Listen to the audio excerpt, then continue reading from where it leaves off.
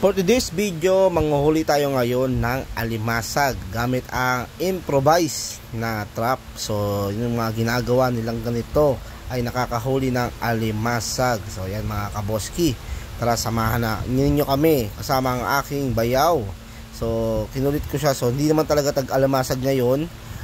Kinulit ko lang siya, gusto ko lang malaman talaga kung paano nga ba hinuhuli ang isang alimasag dito sa Dalampasigan. At napakarami daw ng alimasag dito sa Dalampasigan ng Bukana. So ayan, gumamit tayo ngayon ng ulo ng manok para gamitin as a trap at gawing pain para sa ating mga hulihing alimasag. Subukan natin kung makakahuli tayong alimasag dito kahit hindi tag-alimasag. Ang panahon daw ng tag-alimasag is yung mga panahon na maalon tulad ng mga September, mga February, January, yan mga panahon na yan dito. So ngayon, summer time, hindi naman siya advisable.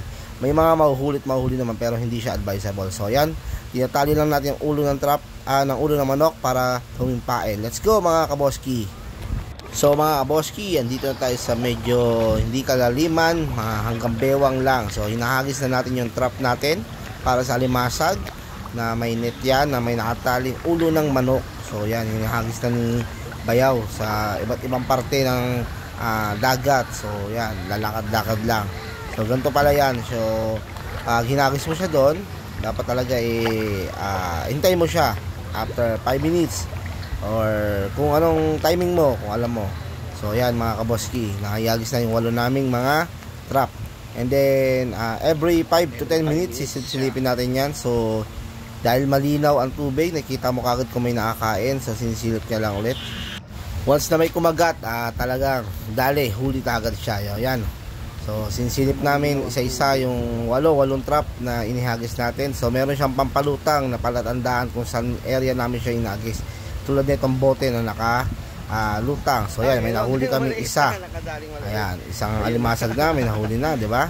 No?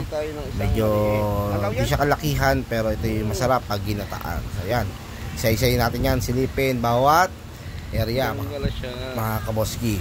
So yan, tumagal kami ng almost 1.5 hours sa pag hagis ng trap.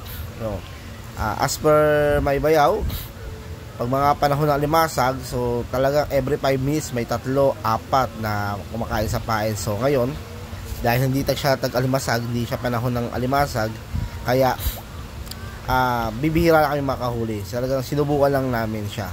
Ako lang mismo talaga lang ulit. Pero ito, may idea na tayo kung paano nga ba talaga hinuhuli ang alimasag.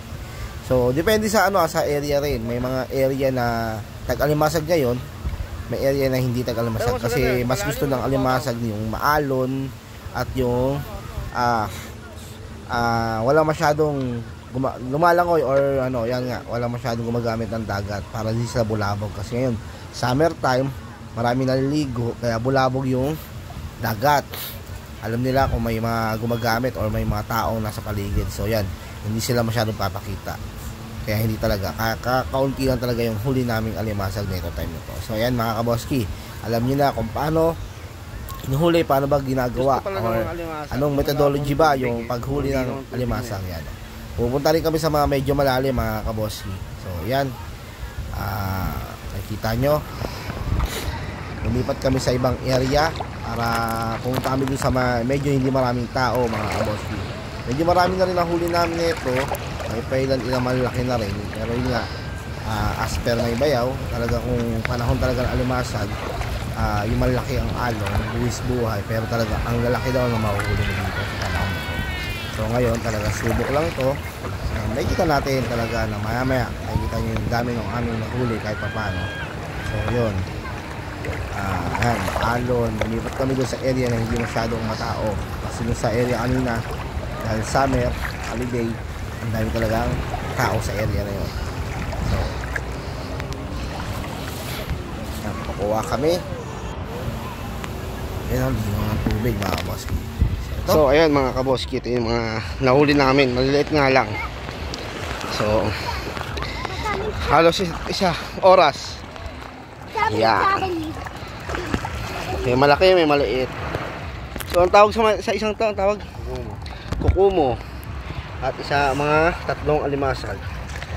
So may panggata na kami. Ayan. So May laman na ng aming hapunan. Sama si Bayaw. Pwede. Diyan dito na.